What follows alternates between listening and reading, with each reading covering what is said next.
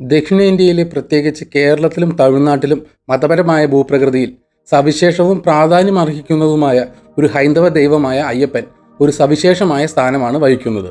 കേരളത്തിലെ പശ്ചിമഘട്ട മലനിരകളിൽ സ്ഥിതി ചെയ്യുന്ന അയ്യപ്പന്റെ ഏറ്റവും പ്രശസ്തമായ തീർത്ഥാടന കേന്ദ്രങ്ങളിൽ ഒന്നായ ശബരിമല ക്ഷേത്രത്തിലേക്ക് ജാതി മത ഭേദമന്യേ എല്ലാ തുറകളിൽ നിന്നുള്ള ഭക്തരും ഒഴുകിയെത്തുന്നു. നൂറ്റാണ്ടുകളായി ഭഗവാൻ അയ്യപ്പൻ അധർമ്മത്തിനുമേൽ ധർമ്മത്തിന്റെ വിജയത്തെ പ്രതീകപ്പെടുത്തുന്നു. കൂടാതെ ആത്മനിയന്ത്രണം, ബ്രഹ്മചര്യം, ആത്മീയ പ്രബുദ്ധതയും. എന്നാൽ ഈ ദൈവത്തിനു പിന്നിലെ യാഥാർത്ഥ്യം എന്താണ്? അയ്യപ്പൻ തികച്ചും പുരാണ കഥാപാത്രമാണോ, അതോ അദ്ദേഹത്തിന്റെ പ്രതിഷ്ഠയെ സ്വാധീനിച്ച ചരിത്രപരമായ വേരുകൾ അദ്ദേഹത്തിനുണ്ടായിരുന്നു? ഈ വീഡിയോ അയ്യപ്പന്റെ ഉത്ഭവം, പുരാണങ്ങൾ, മതപരമായ പ്രാധാന്യം, ചരിത്രപരമായ തെളിവുകൾ, സാമൂഹിക സ്വാധീനം എന്നിവ പരിവേഷണം ചെയ്യുന്നു. ഇത് ഈ ആരാധനാമൂർത്തിയുടെ യാഥാർത്ഥ്യത്തിന്റെ സമഗ്രമായ അവലോകനം നൽകുന്നു. അയ്യപ്പന്റെ ഉത്ഭവം പുരാണങ്ങളിൽ വിവരിക്കുന്നത് പോലെ സംഹാരകനായ ശിവന്റെയും വിഷ്ണുവിന്റെ സ്ത്രീ അവതാരമായ മോഹിനിയുടെയും സംഗമത്തിൽ നിന്നാണ്. അയ്യപ്പന്റെ ജനനകഥ ഹിന്ദു പുരാണങ്ങളിലെ ഏറ്റവും ആകർഷണീയമായ ഒന്നാണ്. കാരണം അതിൽ ഹിന്ദു മതത്തിലെ വിവിധ വിഭാഗങ്ങളിൽ നിന്നുള്ള ഏറ്റവും പ്രധാനപ്പെട്ട രണ്ട് വിശ്വാസ സങ്കല്പം ഉൾപ്പെടുന്നു: ശൈവമതവും വൈഷ്ണവവും. അങ്ങനെ അയ്യപ്പൻ രണ്ട് പ്രധാന ഹൈന്ദവ പാരമ്പര്യങ്ങൾ തമ്മിലുള്ള ഐക്യത്തിന്റെ പ്രതീകമായി മാറുന്നു. വ്യത്യസ്ത ആരാധനാപാതകൾ ആത്യന്തികമായി ഒരേ ദൈവികതയിലേക്ക് നയിക്കുന്നു എന്ന ആശയം പ്രോത്സാഹിപ്പിക്കുന്നു. പുരാണ ഐതിഹ്യം അനുസരിച്ച് ദേവന്മാരും അസുരന്മാരും ക്ഷീരസമുദ്രം അമർത്യതയുടെ അമൃത് വേർതിരിച്ചെടുത്ത ശേഷം വിഷ്ണു അസുരന്മാരുടെ ശ്രദ്ധ തിരിക്കാനും ദേവന്മാർക്ക് അമൃത് വിതരണം ചെയ്യാനും സുന്ദരിയായ ഒരു സ്ത്രീയായ മോഹിനിയുടെ രൂപം സ്വീകരിച്ചു. മോഹിനിയുടെ സൗന്ദര്യം അവളെ സമീപിച്ച ശിവനെ ആകർഷിച്ചു. അവരുടെ കൂടിച്ചേരൽ ഹരിഹരന്റെ ജനനത്തിൽ കലാശിച്ചു. പിന്നീട് അയ്യപ്പൻ എന്നറിയപ്പെട്ടു. വിഷ്ണു എന്നാൽ ഹരി, ശിവൻ എന്നാൽ ഹരൻ എന്നിവയുടെ സംയോജനം. അയ്യപ്പനെ പലപ്പോഴും മണികണ്ഠൻ എന്ന് വിളിക്കാറുണ്ട്. അതിനർത്ഥം കഴുത്തിൽ മണിയുള്ളവൻ എന്നാണ്. കാരണം ശിശുവായിരിക്കുമ്പോൾ ചുറ്റും ഒരു സ്വർണ്ണമണി കെട്ടിയിരിക്കുന്നതായി കണ്ടെത്തി. ഐതിഹ്യമനുസരിച്ച് പന്തളം രാജവംശത്തിലെ രാജശേഖര രാജാവാണ് അദ്ദേഹത്തെ കണ്ടെത്തിയത്. അദ്ദേഹത്തെ സ്വന്തം മകനായി വളർത്തി. വീര്യത്തിനും ജ്ഞാനത്തിനും ദയയ്ക്കും പേരുകേട്ട അയ്യപ്പനെ പന്തളത്തെ രാജകുമാരനായി ദത്തെടുക്കുകയും വളർത്തുകയും ചെയ്തു. അദ്ദേഹത്തിന്റെ ജീവിതവുമായി ബന്ധപ്പെട്ട പുരാണങ്ങൾ മഹിഷി എന്ന രാക്ഷസിയുമായുള്ള ഏറ്റുമുട്ടൽ ഉൾപ്പെടെയുള്ള അദ്ദേഹത്തിന്റെ വീരകൃത്യങ്ങളെ വിവരിക്കുന്നു. ദേവന്മാരാൽ ശപിക്കപ്പെട്ട മഹിഷി എന്ന എരുമ രാക്ഷസി ഭൂമിയിൽ നാശം വിതച്ചു. ശിവനും വിഷ്ണുവിനും ജനിക്കുന്ന ദിവ്യ ഉത്ഭവമായ അയ്യപ്പന് മാത്രമേ അവളെ പരാജയപ്പെടുത്താൻ വിധിക്കപ്പെട്ടിട്ടുള്ളൂ. അയ്യപ്പൻ തന്റെ വിധി നിറവേറ്റി മഹിഷിയെ പരാജയപ്പെടുത്തി ശാന്തിയും നീതിയും പുനഃസ്ഥാപിച്ചു. വിജയത്തിന് ശേഷം അദ്ദേഹം ശബരിമലയിലെ നിബിഡ വനങ്ങളിലേക്ക് യാത്ര ചെയ്തു. അവിടെ ധ്യാനിച്ച് ഒടുവിൽ ദൈവവുമായി ഒന്നായി. അങ്ങനെ അദ്ദേഹം ഒരു ദൈവ പദവി നേടുകയും ശബരിമല ഒരു പുണ്യ തീർത്ഥാടന കേന്ദ്രമായി മാറുകയും ചെയ്തു. അയ്യപ്പന്റെ പുരാണങ്ങൾ ധർമ്മത്തിന്റെയും ത്യാഗത്തിന്റെയും മൂല്യങ്ങളുമായി ആഴത്തിൽ ബന്ധപ്പെട്ടിരിക്കുന്നു. വനത്തിലെ അദ്ദേഹത്തിന്റെ സന്യാസ ജീവിതവും ബ്രഹ്മചര്യവും ആത്മനിയന്ത്രണത്തിനും വിമോചനത്തിനുമുള്ള ആത്മീയ അന്വേഷണത്തെ പ്രതിഫലിപ്പിക്കുന്നു. ഈ രീതിയിൽ അയ്യപ്പൻ ഭൂമിയിലെ ആഗ്രഹങ്ങളുടെയും ബന്ധങ്ങളുടെയും അതീതതയെ പ്രതീകപ്പെടുത്തുന്നു. അയ്യപ്പനോടുള്ള ആരാധനയുടെ ഏറ്റവും പ്രധാനപ്പെട്ട വശങ്ങളിൽ ഒന്നാണ് ശബരിമലയിലേക്കുള്ള തീർത്ഥാടനം. ദശലക്ഷക്കണക്കിന് ഭക്തർ പ്രത്യേകിച്ച് മണ്ഡലകാലത്ത്, അതായത് നവംബർ പകുതി മുതൽ ജനുവരി പകുതി വരെ തീർത്ഥാടനം നടത്തുന്നു. ഈ തീർത്ഥാടനം ഒരു മതപരമായ ആചാരം മാത്രമല്ല, കഠിനമായ തപസ്സുകളും ബ്രഹ്മചര്യത്തിന്റെ നേർച്ചകളും കൊണ്ട് അടയാളപ്പെടുത്തുന്ന ഒരു ആത്മീയ യാത്രയാണ്. പുരുഷ ഭക്തർ 41 ദിവസത്തേക്ക് വ്രതം ആചരിക്കുന്നു. ഈ സമയത്ത് അവർ ലൗകിക സുഖങ്ങളിൽ നിന്ന് വിട്ടുനിൽക്കുന്നു, സസ്യാഹാരം പിന്തുടരുന്നു, ശാരീരിക ആസക്തികളിൽ നിന്ന് വിട്ടുനിൽക്കുന്നു, വിനയത്തെയും അകൽച്ചയെയും പ്രതീകപ്പെടുത്തുന്ന ലളിതമായ കറുപ്പ് അല്ലെങ്കിൽ നീല വസ്ത്രങ്ങൾ ധരിക്കുന്നു. അയ്യപ്പന്റെ ബ്രഹ്മചര്യം സംബന്ധിച്ച് വ്രതാനുഷ്ഠാനവുമായി ബന്ധപ്പെട്ട ആചാരമായ ശബരിമല സന്നിധാനത്തിൽ പ്രവേശിക്കാൻ ചരിത്രപരമായി ഋതുമതിയായ സ്ത്രീകൾക്ക്, അതായത് 10നും 50നും ഇടയിൽ പ്രായമുള്ള സ്ത്രീകൾക്ക് അനുവാദമില്ല. ഈ പാരമ്പര്യം സമീപ വർഷങ്ങളിൽ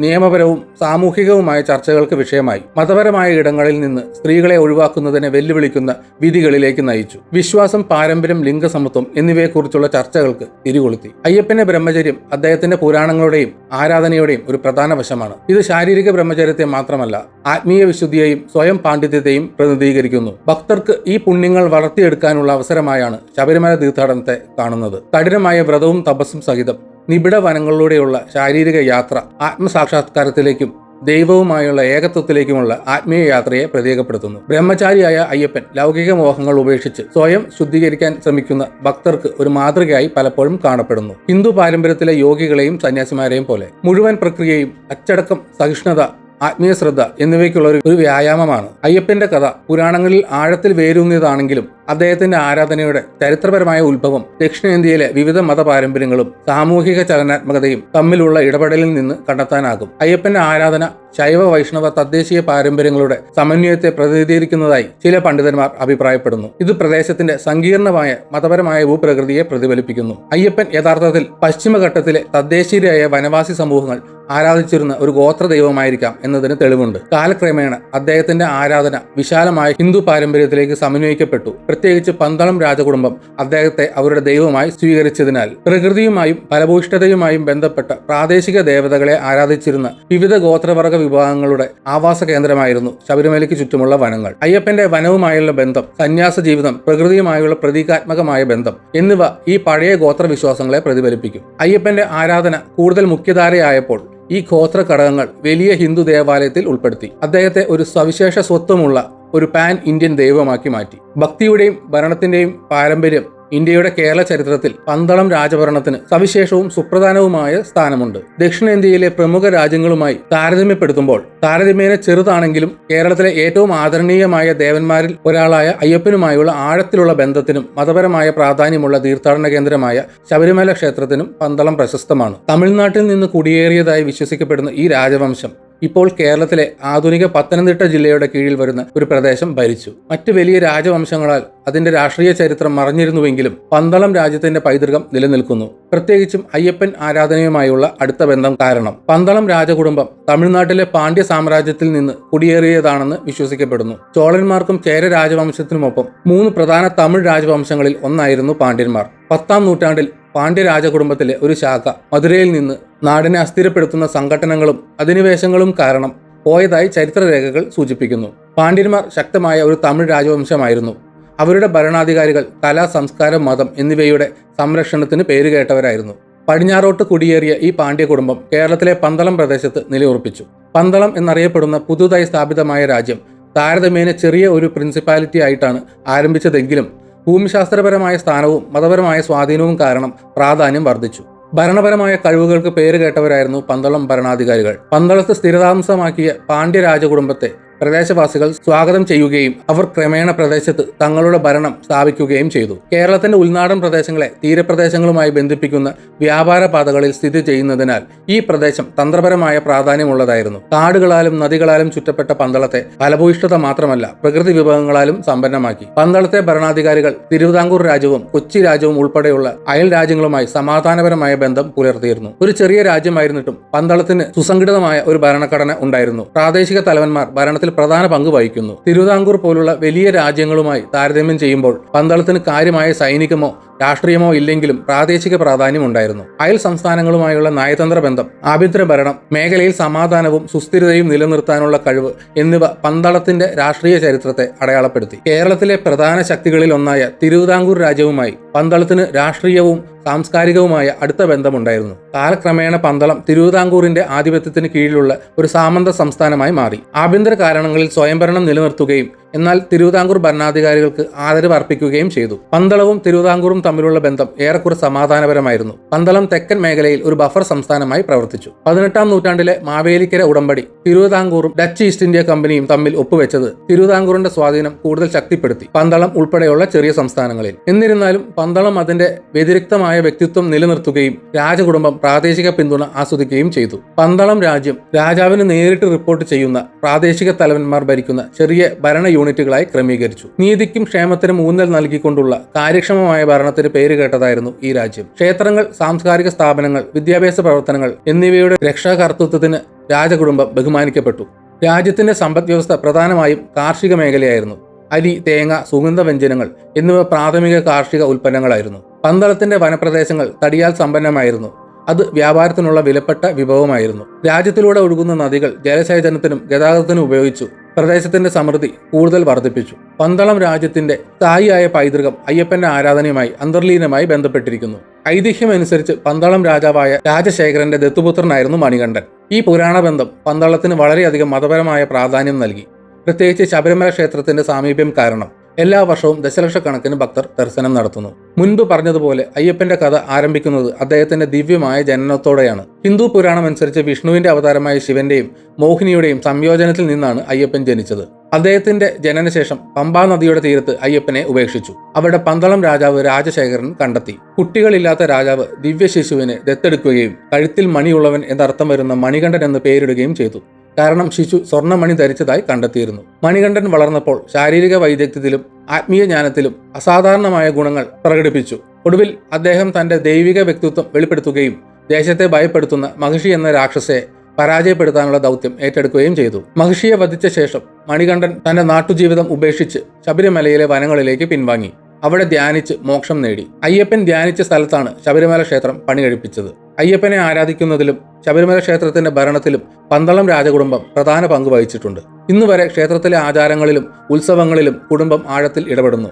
ശബരിമലയിലെ വാർഷിക തീർത്ഥാടന കാലത്തിന്റെ സമാപനം കുറിക്കുന്ന മകരവിളക്ക് ഉത്സവം കേരളത്തിലെ ഏറ്റവും പ്രധാനപ്പെട്ട മതപരമായ ചടങ്ങുകളിൽ ഒന്നാണ്. പന്തളം രാജകുടുംബത്തിന് അതിന്റെ ആചാരണത്തിൽ ഒരു പ്രധാന സ്ഥാനമുണ്ട്. പമ്പാ നദിക്ക് സമീപം സ്ഥിതി ചെയ്യുന്ന പന്തളം കൊട്ടാരം അയ്യപ്പ ഭക്തർ പുണ്യസ്ഥലമായാണ് കണക്കാക്കുന്നത്. എല്ലാ വർഷവും തീർത്ഥാടന കാലത്ത് പന്തളം കൊട്ടാരത്തിൽ നിന്ന് ശബരിമല ക്ഷേത്രത്തിലേക്ക് തിരുവാഭരണം, അയ്യപ്പന്റെ പവിത്രമായ ആഭരണങ്ങൾ ഘോഷയാത്രയായി കൊണ്ടുപോകും. ആയിരക്കണക്കിന് ഭക്തരെ ആകർഷിക്കുന്ന ഈ സന്ദർഭം പന്തളം രാജകുടുംബവും അയ്യപ്പന്റെ ആരാധനയും തമ്മിലുള്ള അടുത്ത ബന്ധത്തെ പ്രതീകപ്പെടുത്തുന്നു. വലിയ രാഷ്ട്രീയ സ്ഥാപനങ്ങൾ, പ്രത്യേകിച്ച് തിരുവിതാംകൂർ രാജ്യവും ബ്രിട്ടീഷ് ഈസ്റ്റ് ഇന്ത്യ കമ്പനിയും ഈ പ്രദേശത്തിന്മേൽ തങ്ങളുടെ അധികാരം ഉറപ്പിച്ചതോടെ പന്തളം രാജ്യത്തിന്റെ പതനം ക്രമേണ സംഭവിച്ചു. 19-ാം നൂറ്റാണ്ടോടെ പന്തളം അതിന്റെ രാഷ്ട്രീയ സ്വയംഭരണാധികാരം നഷ്ടപ്പെട്ട് തിരുവിതാംകൂർ രാജ്യവുമായി പൂർണ്ണമായും സംയോജിക്കപ്പെട്ടു. ദക്ഷിണേന്ത്യയിൽ ബ്രിട്ടീഷ് കൊളോണിയൽ സ്വാധീനം ഉയർന്നത് രാഷ്ട്രീയ ഭൂപ്രകൃതിയിൽ കാര്യമായ മാറ്റങ്ങൾക്ക് കാരണമായി. 1795-ൽ സെരിംഗപട്ടണം ഉടമ്പടി ഫലപ്രദമായി തിരുവിതാംകൂറിനെ ബ്രിട്ടീഷ് സംരക്ഷണത്തിന് കീഴിൽ കൊണ്ടുവന്നു. പന്തളം പോലുള്ള ചെറിയ രാജ്യങ്ങൾ ബ്രിട്ടീഷ് ഭരണത്തിന്റെ പരോക്ഷ നിയന്ത്രണത്തിൽ കീഴിലായി. ഇതിനകം തിരുവിതാംകൂറിന്റെ പോഷക സംസ്ഥാനമായിരുന്ന പന്തളം ബ്രിട്ടീഷ് ആധിപത്യത്തിന് കീഴിൽ വലിയ തിരുവിതാംകൂർ കൊച്ചി പ്രദേശത്തിന്റെ ഭാഗമായി. ബ്രിട്ടീഷ് ഭരണത്തിന്റെ വരവോടെ പന്തളം പോലുള്ള ചെറിയ രാജ്യങ്ങളുടെ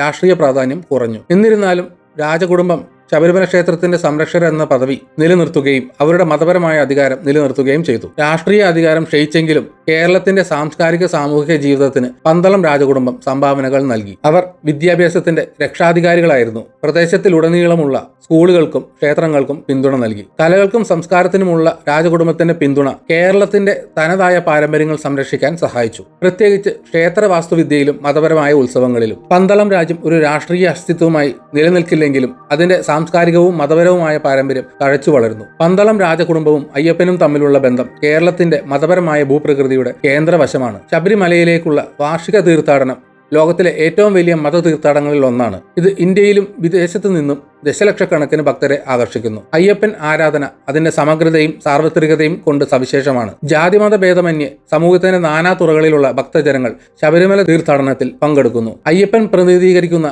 ഭക്തി, ആത്മീയനിയന്ത്രണം, ആത്മീയ ഉണർവ് എന്നിവയുടെ സന്ദേശം ദശലക്ഷക്കണക്കിന് ആളുകളെ പ്രചോദിപ്പിക്കുന്നു. ശബരിമല ആചാരങ്ങൾ നിലനിർത്തുന്നതിലും ക്ഷേത്രത്തിലെ മതാചാരങ്ങളുടെ മേൽനോട്ടം വഹിക്കുന്നതിലും പന്തളം രാജകുടുംബത്തിന്റെ പങ്ക് ഈ പുരാതന വിശ്വാസത്തിന്റെ സംരക്ഷണത്തിൽ നിർണായകമാണ്. തിരുവാഭരണത്തിന്റെ വാർഷിക ഘോഷയാത്ര പ്രത്യേകിച്ച് അയ്യപ്പനെ ആരാധിക്കുന്ന കുടുംബത്തിന്റെ ആഴത്തിലുള്ള ബന്ധത്തിന്റെ ശക്തമായ ഓർമ്മപ്പെടുത്തലായി വർത്തിക്കുന്നു. അയ്യപ്പനുമായുള്ള ബന്ധത്തിലൂടെ പന്തളം സാമ്രാജ്യം കേരളത്തിന്റെ സംസ്കാരത്തിന്റെ പല മേഖലകളെയും സ്വാധീനിച്ചിട്ടുണ്ട്. അയ്യപ്പൻ ആരാധനയിൽ ഊന്നിപ്പറയുന്ന വിനയം, ആത്മത്യാഗം, സമൂഹ സേവനം എന്നിവയുടെ മൂല്യങ്ങൾ കേരളത്തിന്റെ സാമൂഹിക മാനദണ്ഡങ്ങളിൽ വ്യാപിച്ചിരിക്കുന്നു. ബ്രഹ്മചര്യം, വ്രതം, വർജനം എന്നിവയുടെ കർശനമായ വ്രതങ്ങളിൽ ഊന്നൽ നൽകുന്ന ശബരിമല തീർത്ഥാടനം കേരളത്തിന്റെ മതപരമായ ആചാരങ്ങളുടെ മുഖമുദ്രയായ ആത്മീയ അച്ചടക്കത്തിന്റെ സാക്ഷ്യമാണ്. മാത്രമല്ല പന്തളം രാജ്യത്തിന്റെ വാസ്തുവിദ്യ, കലാപരമായ സംഭാവനകൾ പ്രത്യേകിച്ച് ക്ഷേത്രങ്ങളുടെ നിർമ്മാണത്തിലും പരിപാലനത്തിലും അവയുടെ കരകൗശലത്തിനും ആത്മീയ പ്രാധാന്യത്തിനും വിലമതിക്കപ്പെടുന്നു. പന്തളം രാജകീയ സാമ്രാജ്യത്തിന്റെ നിലനിൽക്കുന്ന പൈതൃകം പന്തളം രാജഭരണത്തിന്റെ ചരിത്രം, കുടിയേറ്റം, ഭരണം, മതഭക്തി എന്നിവയുടേതാണ്. രാഷ്ട്രീയമായി ചെറുതാണെങ്കിലും അയ്യപ്പനുമായുള്ള രാജ്യത്തിന്റെ ബന്ധം കേരളത്തിന്റെ സാംസ്കാരികവും ആത്മീയവുമായ ചരിത്രത്തിൽ അതിന്റെ സ്ഥാനം ഉറപ്പാക്കിയിട്ടുണ്ട്. അയ്യപ്പൻ ആരാധനയുടെ വികസനത്തിലും സംരക്ഷണത്തിലും പന്തളം രാജകുടുംബത്തിന്റെ പങ്ക് പ്രത്യേകിച്ച് ശബരിമല ക്ഷേത്രത്തിന്റെ ഭരണത്തിലൂടെ ദക്ഷിണേന്ത്യയിലെ മതപരമായ ഭൂപ്രകൃതിയിൽ മായാത്ത മുദ്ര പതിപ്പിച്ചിട്ടുണ്ട്. ഇന്ന് പന്തളം രാജ്യം ഒരു രാഷ്ട്രീയ അസ്തിത്വമായി നിലനിൽക്കില്ല. പക്ഷേ അയ്യപ്പനെ ആദരിക്കുകയും ശബരിമലയിലേക്കുള്ള തീർത്ഥാടനം തുടരുകയും ചെയ്യുന്ന ദശലക്ഷക്കണക്കിന് ഭക്തരിലൂടെ അതിന്റെ പൈതൃകം നിലനിൽക്കുന്നു. അയ്യപ്പനെ ആരാധിക്കുന്ന ഭക്തി, ഐക്യം, സാമൂഹിക സൗഹാർദ്ദം എന്നിവയുടെ മൂല്യങ്ങൾ നൂറ്റാണ്ടുകൾക്ക് മുമ്പുള്ളതുപോലെ ഇന്നും പ്രസക്തമായി തുടരുന്നു. പന്തളം രാജകുടുംബത്തിന്റെ പൈതൃകം തലമുറകളിലേക്കും നിലനിൽക്കുമെന്ന് ഉറപ്പാക്കുന്നു. അയ്യപ്പൻ പ്രാഥമികമായി കേരളവുമായി ബന്ധപ്പെട്ടതാണെങ്കിലും അദ്ദേഹത്തിന്റെ ആരാധന ഇന്ത്യയുടെ മറ്റു ഭാഗങ്ങളിലേക്കും അതിനുമപ്പുറത്തേക്കും വ്യാപിച്ചു. തമിഴ്നാട്, കർണാടക, ആന്ധ്രാപ്രദേശ്, മഹാരാഷ്ട്ര, ഡൽഹി തുടങ്ങിയ സ്ഥലങ്ങളിൽ പോലും അയ്യപ്പന് സമർപ്പിച്ചിരിക്കുന്ന ക്ഷേത്രങ്ങൾ കാണാം. ശബരിമലയിലേക്കുള്ള എല്ലാ വർഷവുമുള്ള തീർത്ഥാടനത്തിൽ ക്രിസ്ത്യാനികളും മുസ്ലിങ്ങളും പോലെയുള്ള മറ്റു മതങ്ങളിൽ നിന്നുള്ള ആളുകൾ ഉൾപ്പെടെ ദശലക്ഷക്കണക്കിന് ഭക്തരെ ആകർഷിക്കുന്നു. ആരാധനയിലെ ഈ ഉൾപ്പെടുത്തൽ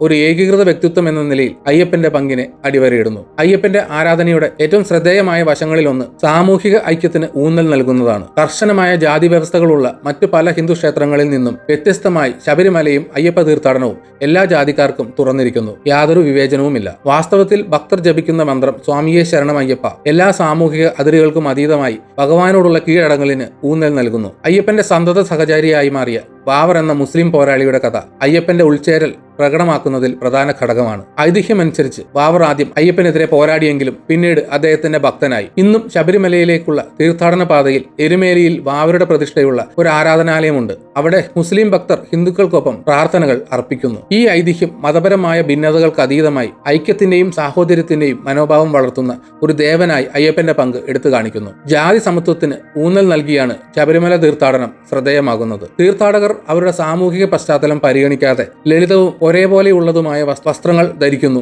അയ്യപ്പന്റെ ദൃഷ്ടിയിൽ എല്ലാ ഭക്തരുടെയും തുല്യതയെ ഊന്നി പറയുന്നു. തീർത്ഥാടന വേളയിൽ നട്ടുവളർത്തുന്ന സാമുദായിക ബോധവും സാഹോദര്യവും ജാതി, സമ്പത്ത്, പദവി എന്നിവയുടെ വിഭജനത്തെ മുറിച്ചുകൊണ്ട് സാമൂഹിക ഐക്യത്തിന്റെ ശക്തമായ പ്രതീകമായി വർത്തിക്കുന്നു. സമീപ വർഷങ്ങളിൽ അയ്യപ്പന്റെ ആരാധനാ പാരമ്പര്യം, ആധുനികത, ലിംഗസമത്വം എന്നിവയെക്കുറിച്ചുള്ള ചർച്ചകളുടെ കേന്ദ്രമാണ്. അയ്യപ്പന്റെ ബ്രഹ്മചര്യത്തെ അടിസ്ഥാനമാക്കിയുള്ള ശബരിമല ക്ഷേത്രത്തിന്റെ ആർത്തവ പ്രായത്തിലുള്ള സ്ത്രീകൾക്ക് ഏർപ്പെടുത്തിയ നിയന്ത്രണം 21ാം നൂറ്റാണ്ടിൽ നിയമപരമായ വെല്ലുവിളികൾക്ക് വിധേയമായി. 2018 ഇന്ത്യയുടെ സുപ്രീം കോടതി വിധിച്ചത് എല്ലാ പ്രായത്തിലുമുള്ള സ്ത്രീകൾക്ക് ക്ഷേത്രത്തിൽ പ്രവേശിക്കാം എന്നാണ്. ഇത് പിന്തുണയ്ക്കും പ്രതിഷേധത്തിനും കാരണമായി. ശബരിമലയിൽ സ്ത്രീകളെ ഒഴിവാക്കുന്നത് അയ്യപ്പന്റെ ബ്രഹ്മചര്യത്തിന്റെ സംരക്ഷണമായി ചിലർ ന്യായീകരിക്കുന്നു. മറ്റുള്ളവർ അതിനെ സ്ത്രീകളുടെ അവകാശങ്ങൾ ലംഘിക്കുന്ന വിവേചനപരമായ ആചാരമായി കാണുന്നു. 2018 സുപ്രീം കോടതി വിധി ഈ പാരമ്പര്യത്തെ വെല്ലുവിളിച്ചു. മതപരമായ ആചാരങ്ങൾ ഭരണഘടനാപരമായ അവകാശങ്ങൾ ലംഘിക്കരുതെന്ന് വാദിച്ചു. ഈ നിയമയുദ്ധം ഇന്ത്യൻ സമൂഹത്തിൽ മതം, ലിംഗഭേദം, ആധുനികത എന്നിവയുടെ വിഭജനത്തെക്കുറിച്ച് വിശാലമായ ചോദ്യങ്ങൾ ഉയർത്തി. പലരും കോടതിയുടെ തീരുമാനത്തെ സ്വാഗതം ചെയ്തപ്പോൾ മറ്റുള്ളവർ അതിനെ മതപരമായ ആചാരങ്ങളുടെ ലംഘനമായി വീക്ഷിച്ചു. പാരമ്പര്യം കാത്തുസൂക്ഷിക്കുന്നതിനും ആധുനിക മൂല്യങ്ങൾ ഉൾക്കൊള്ളുന്നതിനും ഇടയിൽ നിൽക്കുന്ന പിരിമുറുക്കത്തെ പ്രതിഫലിപ്പിക്കുന്ന സംവാദം തർക്കത്തിന്റെ ഒരു പ്രധാന വശമായി മാറി. ഇന്ത്യൻ സമൂഹങ്ങൾ ലോകമെമ്പാടും കുടിയേറിയതോടെ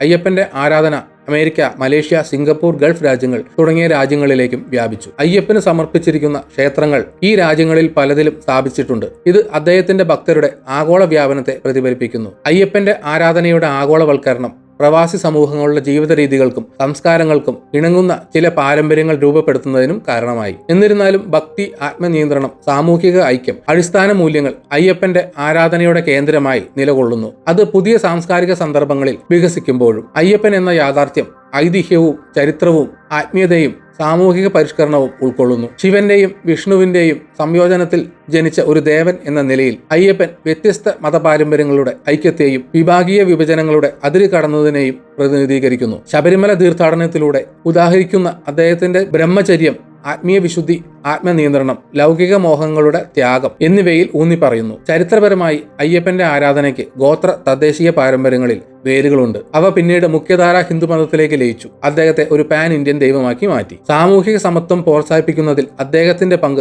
അദ്ദേഹത്തിന്റെ ആരാധനയുടെ ഉൾക്കൊള്ളുന്ന സ്വഭാവത്തിൽ കാണുന്നത് ജാതി, മതം എന്നിവയ്ക്കപ്പുറത്തുള്ള ഐക്യത്തിന്റെ പ്രതീകമായി മാറ്റുന്നു. ആധുനിക കാലത്ത് അയ്യപ്പന്റെ ആരാധനാ പാരമ്പര്യം ലിംഗസമത്വം, മതസ്വാതന്ത്ര്യം എന്നിവയെക്കുറിച്ചുള്ള ചർച്ചകളുടെ വിഷയമായി മാറിയിരിക്കുന്നു. ഇത് പുരാതന ആചാരങ്ങളെ സമകാലിക മൂല്യങ്ങളുമായി പൊരുത്തപ്പെടുത്തുന്നതിനുള്ള വെല്ലുവിളികളെ പ്രതിഫലിപ്പിക്കുന്നു. എന്നിരുന്നാലും ഈ സംവാദങ്ങൾക്കിടയിലും അയ്യപ്പന്റെ ഭക്തർ അദ്ദേഹത്തെ ധർമ്മം, ഭക്തി, ഐക്യം എന്നിവയുടെ ഏറ്റവും ഉയർന്ന ആശയങ്ങൾ ഉൾക്കൊള്ളുന്ന ഒരു ദൈവമായി ബഹുമാനിക്കുന്നു. ആത്യന്തികമായി അയ്യപ്പൻ എന്ന യാഥാർത്ഥ്യം ബഹുമുഖമാണ്. അവൻ മിഥ്യയുടെയും ചരിത്രത്തിന്റെയും ആത്മീയതയുടെയും സാമൂഹിക നീതിയുടെയും പാരമ്പര്യത്തിന്റെയും ആധുനികതയുടെയും ദൈവമാണ്. ഭക്തിയെ പ്രചോദിപ്പിക്കാനും സാമൂഹിക ഐക്യം വളർത്താനും മനുഷ്യരാശിയെ പലപ്പോഴും വിഭജിക്കുന്ന അതിരുകൾ മറികടക്കാനുമുള്ള അദ്ദേഹത്തിന്റെ കഴിവിലാണ് അദ്ദേഹത്തിന്റെ ശാശ്വതമായ ആകർഷണം. ഈ വീഡിയോ ഇവിടെ വെച്ച് നിർത്തുന്നു. നിങ്ങൾക്ക് വീഡിയോ ഇഷ്ടപ്പെട്ടെങ്കിൽ ലൈക്ക് ചെയ്യുക. നിങ്ങളുടെ വിലയേറിയ അഭിപ്രായങ്ങൾ കമന്റ് സെക്ഷനിൽ രേഖപ്പെടുത്തണം. അതുപോലെ നോട്ടിഫിക്കേഷൻ ബെൽ ബട്ടൺ അമർത്താൻ മറക്കരുത്. മറ്റൊരു വീഡിയോയുമായി വീണ്ടും കാണാം. ബൈ.